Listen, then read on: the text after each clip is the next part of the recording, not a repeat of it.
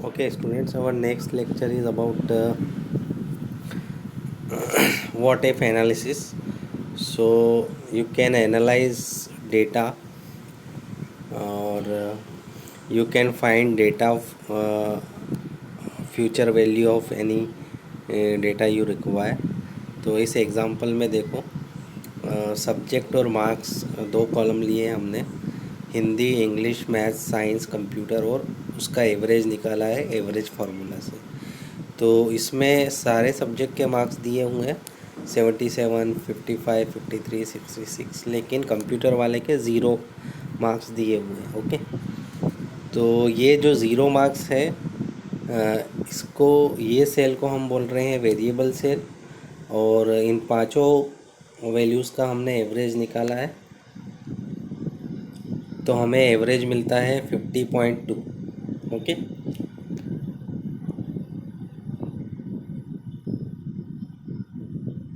तो इसमें कंप्यूटर का जो मार्क्स है वो ज़ीरो है, और जो एवरेज आया है 50.2, वो जो सेल है उसको हम फार्मूला सेल बोल रहे हैं। तो अभी हमारा जो गोल है, हमारा जो एनालिसिस है कि कंप्यूटर में कितने मार्क्स लाए जाए कि एवरेज 65 हो जाए। ओके, तो ये हम सेल में कैलकुलेट कर सकते हैं।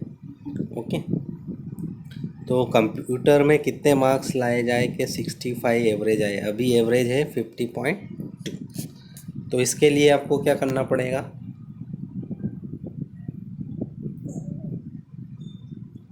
आपको टारगेट सेल में जो है वेरिएबल सेल, उसमें कितनी वैल्यू आपको चाहिए, और फार्मूला सेल में 50.2 है अभी। तो आपको क्या करना है, टूल्स में जाके गोल सीक, कितना आपको टारगेट चाहिए, गोल सीक ऑप्शन में जाना है। वहाँ पे आपको फार्मूला सेल टारगेट वैल्यू कितना एवरेज चाहिए, अभी 50.2 एवरेज है, लेकिन एवरेज कितना चाहिए, 65। ओके, और फार्मूला सेल में आप जाओगे तो फार्मूला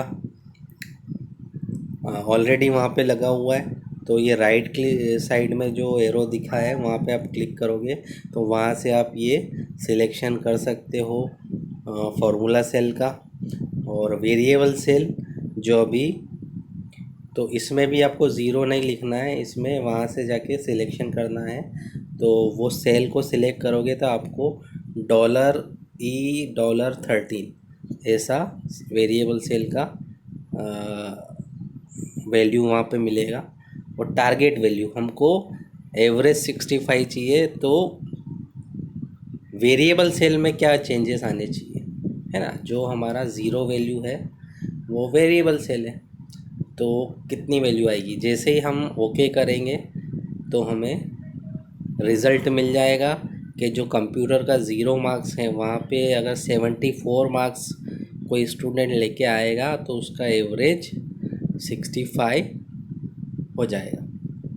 ओके, बाद में इसमें एक पूछा है, insert the result into the variable cell, क्या आपको वेरिएबल सेल में रिज़ल्ट इंसर्ट करना है।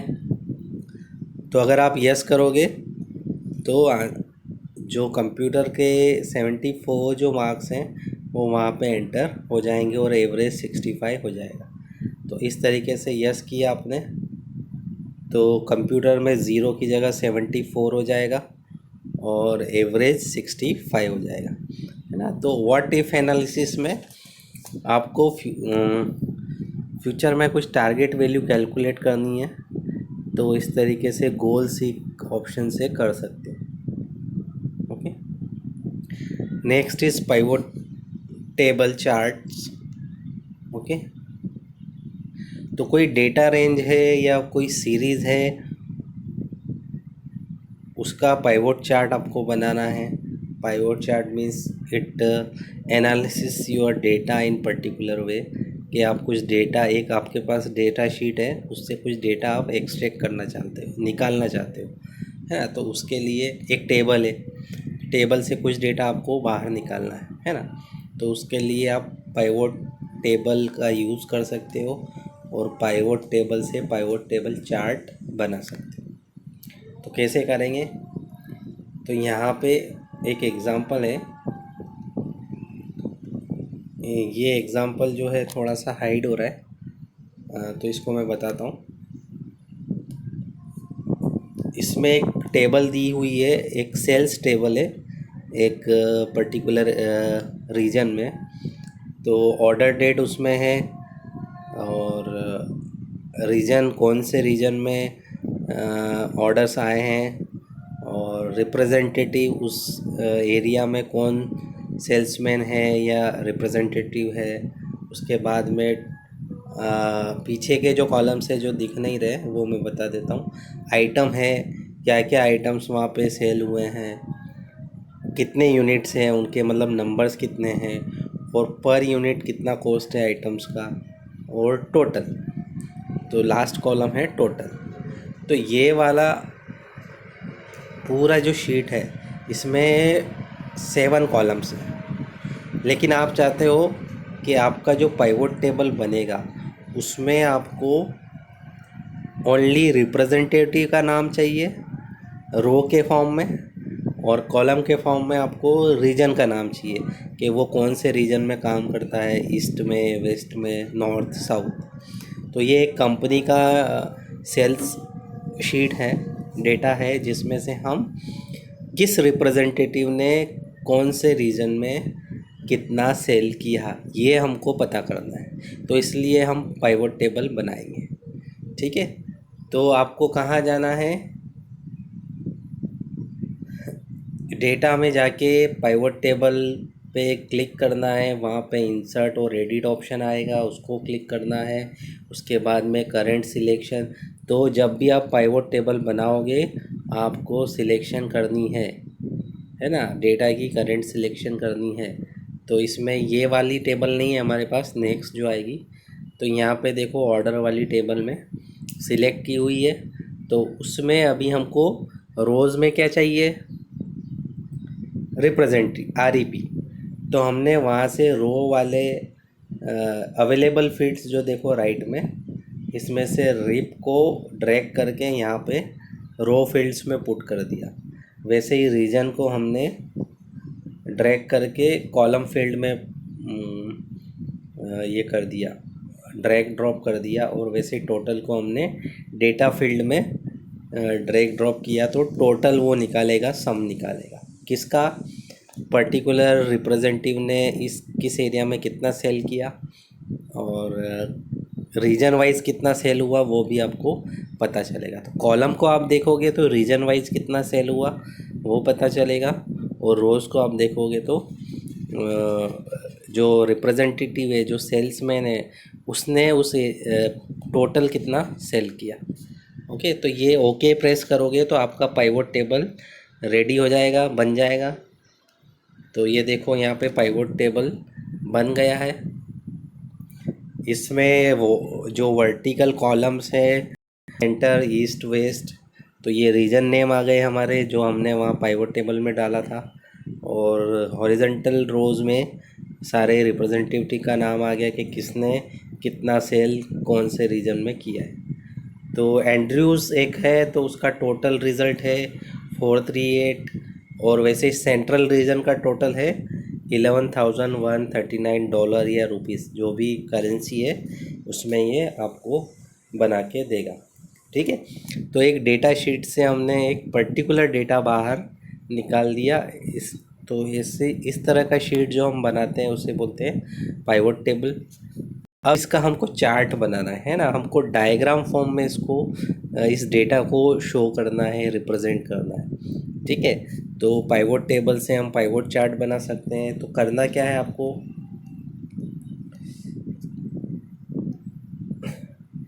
ये थोड़ा जूम फॉर्म में दिया हुआ है। ओके, तो वो टेबल से हमने रिप्रेजेंटेटिव और रीजन वाइज हमने किसने कितना सेल किया है और रीजन वाइज कितना सेल हुआ है उसका हमने पाइवट टेबल बनाया। तो पाइवट टेबल बनाने के बाद में आपको पाइवट टेबल सिलेक्ट करने के बाद में इंसर्ट में जाके चार्ट पे जाना है, वो चार्ट पे जाओगे तो ये पॉपअप विंडो ओपन होगा, डायलॉग बॉक्स या विंडो हम बोल सकते हैं। तो यहाँ पे आप चार्ट में जाओगे, तो यहाँ डिफरेंट डिफरेंट टाइप के चार्ट्स हैं, column, bar, pi, area, line, bubble, net, stock, column and line, है ना। तो सिंपल हम कॉलम यहाँ पे सिलेक्ट कर रहे हैं अभी, कॉलम। तो कॉलम वाइज आपका डेटा शो होगा और हम चार्ट एलिमेंट्स भी चेंज कर रहे हैं, मींस एक्स एक्सिस का नाम क्या होगा, वाई एक्सिस का नाम क्या होगा, चार्ट का नाम क्या होगा, तो ये हम अलग से प्रोवाइड कर सकते हैं, है ना। तो यहाँ पे हम इसमें चार्ट एलिमेंट्स चेंज कर रहे हैं। टाइटल इज सेल्स रिपोर्ट और एक्स एक्सिस को हम नाम दे रहे हैं एम्प्लॉय नेम और वाई एक्सिस को हम नाम दे रहे हैं सेल्स अमाउंट। और इसको फिनिश करेंगे तो हमारा जो पाइवट टेबल बन के रेडी हो जाएगा और इस तरीके से चार्ट आपको दिखेगा। तो इसमें जो ब्लू, ऑरेंज और येलो है वो रीजन आपको शो कर रहा है कि कौन सा रीजन है। वर्टिकल जो वाई एक्सिस है वो आपको सेल्स अमाउंट शो कर रहा है और एम्प्लॉय नेम जो है किस एम्प्लॉय ने कितना सेल किया है वो बता रहा है। ओके, तो इस तरीके से आपकी जो आपने पिवोट टेबल बनाया था उसका सेल्स रिपोर्ट या चार्ट आप इस तरीके से बना सकते हो। ठीक है, तो ये डायग्राम फॉर्म में आपको डेटा को रिप्रेजेंट करना है तो पाइवट टेबल चार्ट का यूज़ कर सकते हो। तो ज़रूरी नहीं है कि आप पाइवट टेबल से, सिंपल टेबल आपके पास है तो उसका भी चार्ट आप बना सकते हो विदाउट एनी डेटा चेंज, है ना। तो कहीं कहीं ऐसी ज़रूरत है कि सीधे आपको चार्ट बनाना है विदाउट पाइवट टेबल, बिना कोई रिज़ल्ट को एक्सट्रैक्ट किए, तो वो भी आप कर सकते हो। ठीक है, फॉर एग्ज़ाम्पल यहाँ पे हम चार्ट बना रहे हैं तो इसमें जो डेटा है हमारे पास में वो मॉडल नंबर और सेल्स, तो कुछ मोबाइल्स के ब्रांड नेम्स हमने लिए और उनका कितना सेल हुआ है मंथली या ईयरली जो भी है। देन इसको हम चार्ट फॉर्म में देखना चाहते हैं तो फिर से वही प्रोसेस करना है। इंसर्ट में जाके चार्ट में आपको जाना है और चार्ट पे क्लिक करोगे तो आपको फिर से वही चार्ट विज़ार्ड मिलेगा, उसमें 4 ऑप्शंस है। तो सिंपल तरीके से आपको बनाना है तो चार्ट टाइप कॉलम ले लिया, फिर चार्ट एलिमेंट को आप बदल दो नेक्स्ट करके, तो sales chart, brand name, sales amount. तो एक्स एक्सिस हमारा ब्रांड नेम हो गया, वाई एक्सिस सेल्स अमाउंट हो गया और टाइटल सेल्स चार्ट हो गया। इसको फिनिश करेंगे तो ओके, तो चार्ट टाइप हमारा कॉलम है, इसको फिनिश करेंगे तो हमें हमारा चार्ट रेडी हो जाएगा। तो इसमें एक ही कितना सेल्स हुआ है यही हमको शो करना है। तो सारे कॉलम्स ब्लू लाइन में है, कौन से ब्रांड के हैं तो एक्स एक्सिस में वीवो, एमआई, सैमसंग, नोकिया हो जाएगा। तो वर्टिकल कॉलम्स में कितना सेल प्राइस हुआ है वो, और हॉरिजॉन्टल में कौन से ब्रांड का कितना सेल हुआ है ना। तो ये एक पर्टिकुलर शॉप के लिए आप इस तरीके से डेटा एनालिसिस कर सकते हो कि किस ब्रांड का कितना किस मंथ में कितना सेल हुआ, राइट। तो इस तरीके से इस सिंपल से टेबल का आप चार्ट बना सकते हो।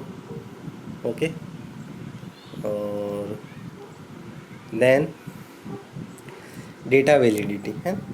सो डेटा वैलिडिटी मीन्स कोई भी कॉलम में या कोई भी सेल में आप डेटा एंट्री कर रहे हो, अगर उसको आपको रेस्ट्रिक्ट करना है कि मुझे डेटा पर्टिकुलर वैल्यू के अलावा और उस रेंज में ही प्रोवाइड करना है तो आप डेटा वैलिडिटी के थ्रू ये कर सकते हो। ठीक है, जैसे एक एग्ज़ाम्पल यहाँ पे लिया है, एम्प्लॉय आईडी, नेम, एज और एम्प्लॉय डिपार्टमेंट। तो हम चाहते हैं कि जो एम्प्लॉय है उसका जो एज है वो 25 से 45 के बीच में ही हो, इसके अलावा कोई भी एंट्री दूसरी करेगा अदर एज का तो वो एंट्री नहीं होनी चाहिए, है ना। तो हमने कुछ रेस्ट्रिक्शन लगा दिया कि age should be between 25 to 45। दूसरा डिपार्टमेंट नेम, हमने 4 डिपार्टमेंट नेम सिलेक्ट किए, इन लिस्ट में से ही कोई डिपार्टमेंट होना चाहिए, इसके अलावा दूसरा नाम कोई भी चलेगा नहीं। तो ऐसा रेस्ट्रिक्शन हम डेटा एंट्री में लगाना चाहते हैं कि कोई भी एंट्री करे तो एज का इस रेंज में करे और डिपार्टमेंट नाम का पर्टिकुलर जो 4 डिपार्टमेंट नेम हमने दिए हैं उस पर करें। तो करना कैसे है, डेटा में जाके वैलिडिटी ऑप्शन में आपको जाना है। वहाँ पे जाओगे तो आपको अलाउ में ऑल वैल्यूज़ और होल वैल्यूज़ करके होल नंबर करके ऑप्शन आएगा। फिर डेटा वैलिड रेंज पूछेगा और मिनिमम हम देंगे 25, मैक्सिमम 45। तो एज जो, तो ये आपको एज कॉलम पे आपको पहले क्या करना है, राइट क्लिक, उस पर क्लिक करके फिर आपको डेटा में वैलिडिटी पे जाना है। ओके, तभी आपका उस कॉलम को अप्लाई होगा। आप क्लिक कहाँ पे करोगे, जो कॉलम का नाम है सी पे आपको क्लिक करना है, उसको सिलेक्ट करना है, अदरवाइज़ आपका डेटा वैलिडिटी अप्लीकेबल नहीं होगा। तो वहाँ पे जाके क्राइटेरिया में ये सेटिंग करनी है, होल नंबर, फिर क्राइटेरिया वैलिड रेंज का है, age should be between 25 to 45। Okay, तो जैसे इसको आप ओके करोगे तो उस कॉलम के लिए जो डेट है, सॉरी एज जो है, वो अगर आपने 20 डाली तो it will show data invalid. अगर आपने एज 45 से अबव डाली 50 तो it show data invalid. Okay, वैसे ही नेक्स्ट जो है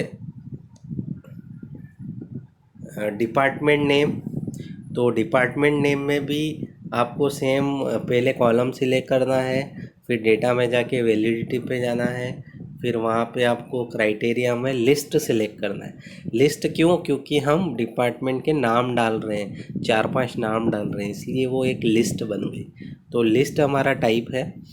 फिर इसमें आपको परचेस, सेल्स, अकाउंट्स, फाइनेंस, तो ये 4 डिपार्टमेंट के नाम हमने डाले। तो ये डालने के बाद में आप ओके प्रेस करोगे, देन आपको जो डी कॉलम दिख रहा है उसमें ये 4 नेम मिलेंगे, सेल्स, अकाउंट्स, फाइनेंस और परचेस।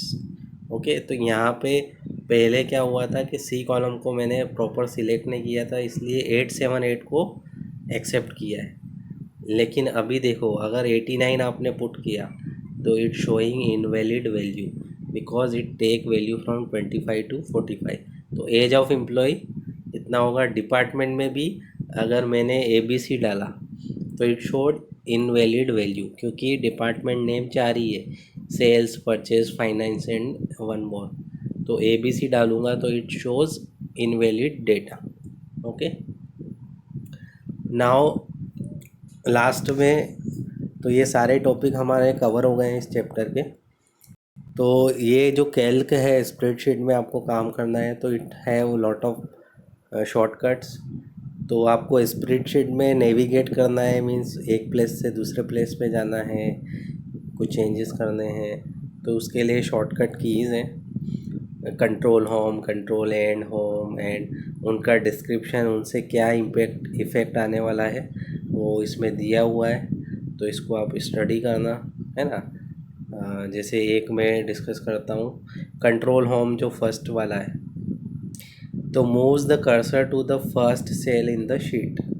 तो जैसे ही आप कंट्रोल होम प्रेस करेंगे कीबोर्ड से, तो आपका जो कर्सर है, जो कर्सर है आपके स्क्रीन का, वो सीधे कहाँ पे चला जाएगा, फर्स्ट सेल में, ए कॉलम और 1 रो, A1 में आपका कर्सर चला जाएगा। ओके, कंट्रोल एंड से जहाँ पे आपका डेटा शीट है उसका लास्ट जो सेल है वहाँ पे आपका कंट्रोल चला जाए। तो आप मैन्युअली माउस से भी कर सकते हो, और अगर आपको शॉर्टकट्स पसंद है, उस पर काम करना है, तो उससे भी कर सकते हो। ठीक है, वैसे ही ये बहुत सारे शॉर्टकट्स हैं, आपको पढ़ के इनको अप्लाई करके प्रैक्टिकली अपने कंप्यूटर पे करिएगा। और function keys used in spreadsheet, तो जो कीबोर्ड पे फंक्शन कीज़ होती हैं F1, F2, F3, F4, उनका यूज़ करके भी आप कुछ इफ़ेक्ट्स स्प्रेडशीट में यूज़ कर सकते हो ना। जैसे F5 आप करोगे तो शोज़ और हाइड द नेविगेटर है ना, तो जो नेविगेटर है वो उसको हाइड कर देगा। F7 करोगे तो स्पेलिंग चेक के लिए विंडो ओपन हो जाएगा, जिससे आप स्पेलिंग चेक कर सकते हो आपके डॉक्यूमेंट अगर आपने कुछ टाइप किया है। ओके। F9 से आपका रिकैलकुलेट चेंज्ड फार्मूलाज, अगर आपने फार्मूला को कुछ चेंज किया है तो उसको रिकैलकुलेट कर देगा, है ना। वैसे ही ये बहुत सारे फंक्शंस हैं, शॉर्टकट्स हैं। वैसे ही फॉर्मेटिंग आपको करनी है सेल्स की, बैकग्राउंड कलर चेंज करना है, फ़ॉन्ट बदलना है, या लाइक, है ना। तो उसके लिए भी फॉर्मेटिंग शॉर्टकट्स हैं, control 1, control shift 1, control shift 2। तो इनका यूज़ करके आप पर्टिकुलर सेल को फॉर्मेट कर सकते हो, है ना। तो control 1, control shift 6। Pivot table के भी शॉर्टकट्स हैं। तो टैब की, shift tab, up arrow, down arrow, left arrow, right arrow, home, इनका यूज़ करके, तो इनका डिस्क्रिप्शन आप पढ़ना और उसको समझना। ओके। वैसे और भी बहुत सारे कीज़ हैं, तो ये सारे कीज़ आपको, अगर आपको कीबोर्ड से वर्क करना है तो आपको उसके लिए हेल्प करें। तो शॉर्टकट कीज़ के ऊपर भी कुछ क्वेश्चंस आते हैं एग्ज़ाम में, तो आपको इसका स्टडी करके प्रैक्टिकली थोड़ा करेंगे तो ज़्यादा आपको लर्न हो जाएगा। ओके। नेक्स्ट चैप्टर हम करेंगे इम्प्रेस, पावर पॉइंट प्रेजेंटेशन या सिंपल प्रेजेंटेशन। तो प्रेजेंटेशन बनाने के लिए you can use power point of Microsoft या लाइब्रेरी ऑफिस का इम्प्रेस करके जो एप्लीकेशन है वो यूज़ कर सकते हो। इसमें आप प्रेजेंटेशन सेमिनार के लिए या कहीं पे भी आप कुछ भी लेक्चर वगैरह प्रिपेयर कर रहे हैं या कोई, है ना, तो उसके लिए आप प्रेजेंटेशन तैयार कर सकते हो। ओके। तो इसमें प्रेजेंटेशन तैयार करने के लिए डिफरेंट डिफरेंट स्लाइड्स कैसे सिलेक्ट करना है, स्लाइड्स में हम कैसे चेंजेस कर सकते हैं, कैसे हम स्लाइड शो करते हैं, कैसे हम दूसरे एनिमेशंस वगैरह, इफ़ेक्ट्स वगैरह डाल सकते हैं, तो सारी चीज़ें इस चैप्टर में हैं। और लास्ट में इसके भी शॉर्टकट्स हैं, कीबोर्ड शॉर्टकट्स, तो उसके थ्रू भी आप कर सकते हो। तो ये चैप्टर नेक्स्ट लेक्चर में कंटिन्यू करेंगे। इस लेक्चर के लिए इतना ही। Okay, thank you, bye.